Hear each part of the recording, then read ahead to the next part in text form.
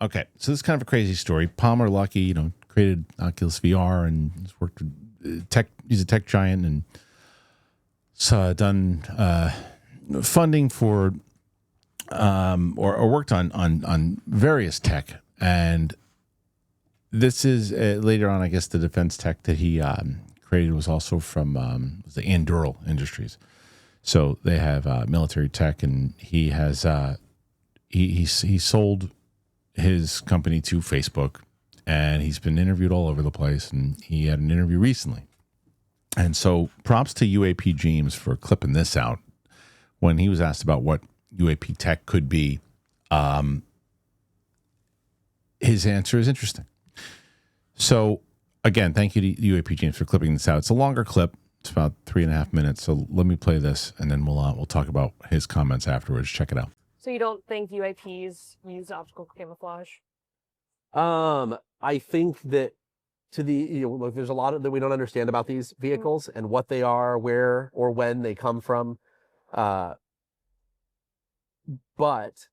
it is likely that whatever they are doing is a side effect or an artifact of what's going on. So like I've talked about this with people. They're like, well, how come like sometimes they're invisible in certain spectrums? And my point is, well, like what if they are not interacting with reality itself in a way you would expect? Like some of these things, you see them and they don't have any radar signature either. I don't know if that means they're cloaking themselves actively, or if it means that just they do not exist even in the way that we think about physical matter. I don't know if it's an active countermeasure so much as the nature of the thing itself. But of course, there's so much that we don't know.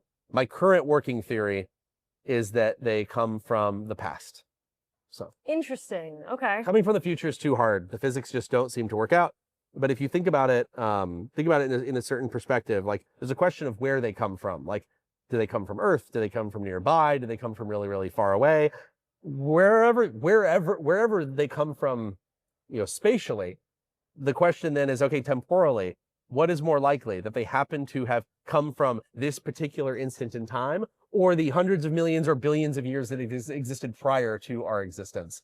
That could be true if they were just like waiting around and then came over, at some point. It could be the case if they are regularly surveying and have just been around for a long time.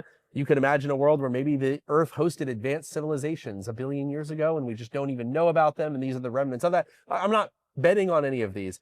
It's just that wherever they come from geographically, there's a very, very long tail of time. And also there's ways to travel forward through time very quickly. If I create a very strong gravity distortion, I can have subjective time inside of that bubble passing very, very slowly relative to the time racing by outside of it.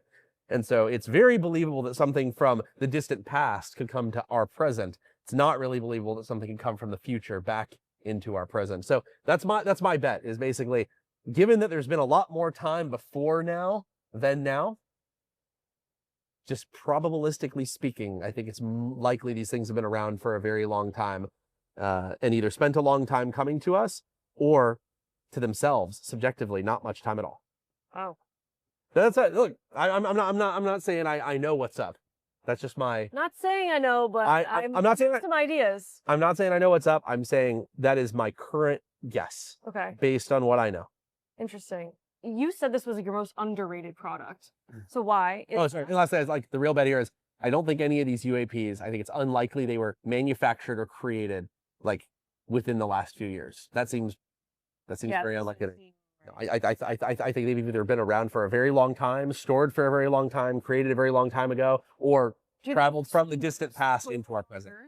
Well, see, that's impossible to say. This is the theory, of course, like, that there's these undersea alien bases, that these things are destroyed there. There's an out-of-print book called the UFOs and USOs of the Santa Catalina Channel, and it's all about how people have seen these things that have gone into and out of the ocean in extremely similar ways over the course of decades. And so, like, it's believable. But of course, being stored on Earth does not necessarily mean they came from here, nor does it not.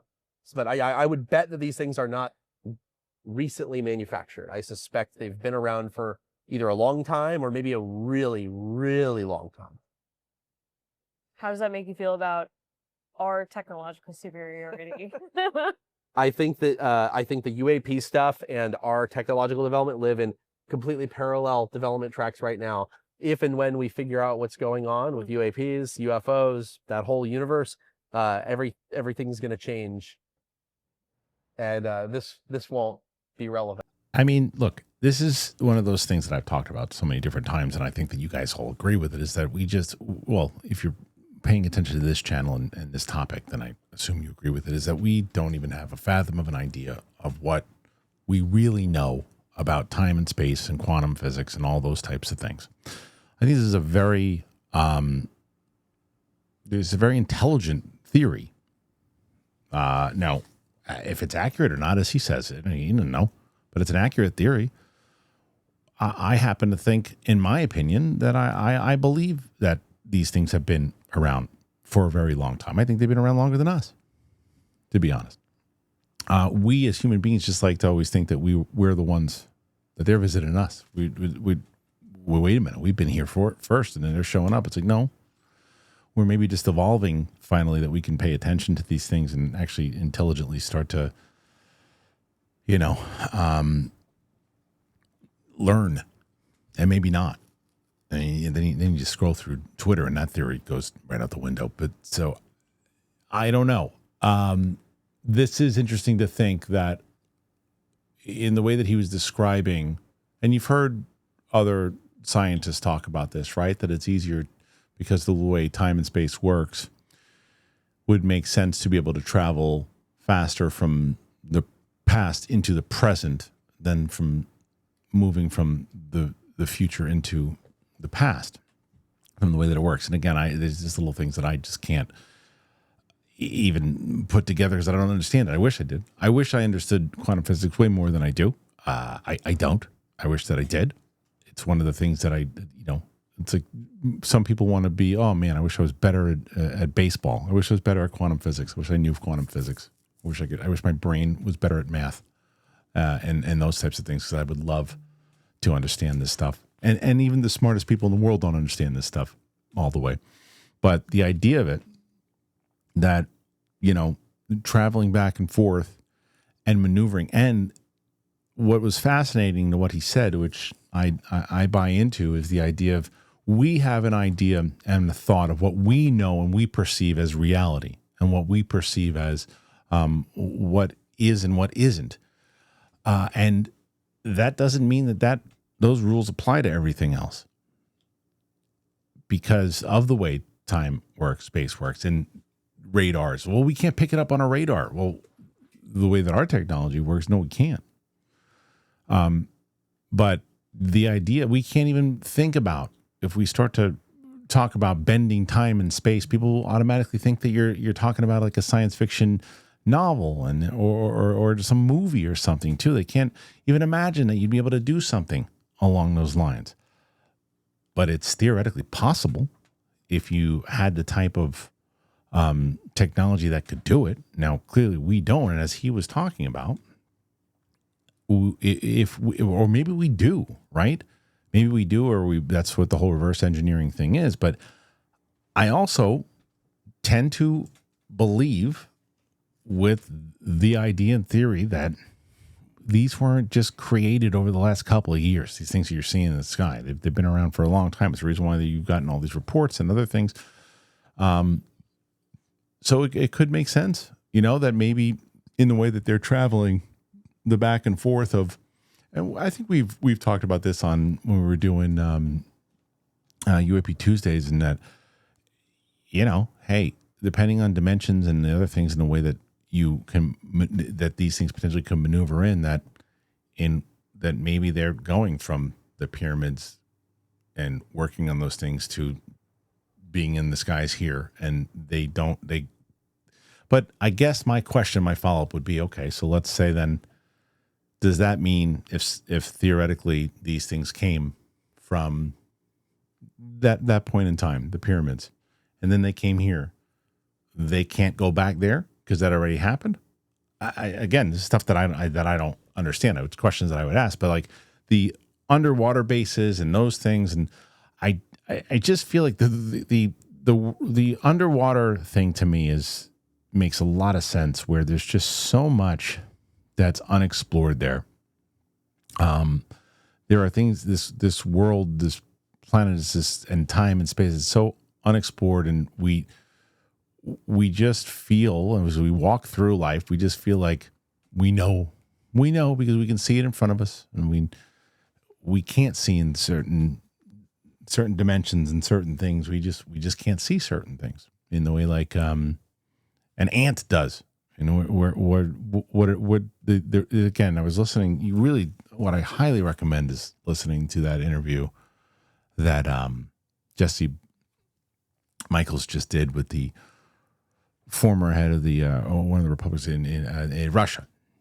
I forget the name of the place that he was the president. He was also the president of the chess federation. It's a fascinating conversation, and it's not, again, I didn't necessarily, if you believe that the guy was on a ship or whatever it might have been. It's more so the theories and things that he talks about. And there's certain things he just talked about with the way that the world is and the way that human beings are in general, and that when he asked the question of why they hadn't revealed themselves and hadn't talked, is that human beings weren't ready for it yet as far as evolution goes. And we're still trying to blow each other up and not really paying attention to other things and greater things of what we're capable of. And we haven't evolved to that yet. Makes sense to me. Again, just scroll on TikTok. If you're an alien, you go through and you go, what is this? Real Housewives of what? Oh yeah, these people aren't ready. Forget it. So I thought this was a fascinating interview, though. I think it's a good theory, and I think the guy comes up with some I think he knows more than he's leading on to. When she even says, she's like, oh, is that what you know? He's like, no, it's just a theory. I don't really know anything. I think you know more than you're leading on to, especially if you're developing the stuff and technology you've been developing. So I think that you're probably, if you have these theories about it and you have those kind of resources, you probably have looked into it a lot more than you're leading up to, which I think is also smart not to say. So what do you guys think? Put your thoughts in there. Do you think that this theory about, potentially moving into the past into the future is something what UAPs could potentially do? Or are you still on the same page? This is tech from other countries. This is nothing. It's balloons. It's balloons. What do you think? Put your thoughts in there. Let me know. Thanks for being here as always. Really appreciate you. Have a great holiday, everybody. You're going to probably be off until maybe Friday or Saturday. But I hope you have a great week, great holidays, and we'll talk to you on the flip side.